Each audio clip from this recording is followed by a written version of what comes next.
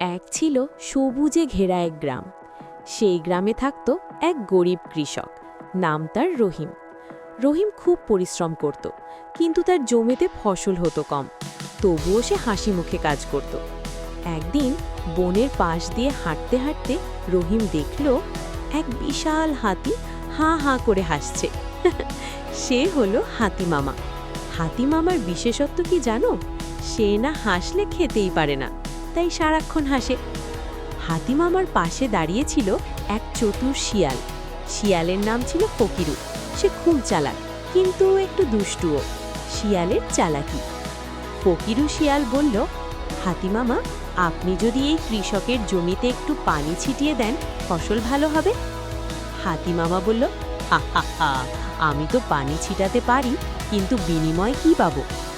শিয়াল চোখ টিপে বলল, কৃষক তোমাকে কলা খাওয়াবে। কৃষক অবাক, আরে বাবা রে বাবা, আমার তো কলা নেই। শিয়াল ফিসফিস করে বলল, চিন্তা করো না, হাতিমামা হাসতে হাসতে পানি ছিটাবে, তোমার ফসল হবে, তখন কলা কিনে দিও। হাতির হাসির জাদু।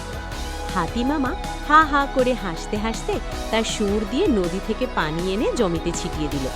পুরো মাঠ ভিজে গেল। কিছুদিনের মধ্যেই জমিতে সবুজ ধান গজালো। রহিমের মুখে বড় হাসি।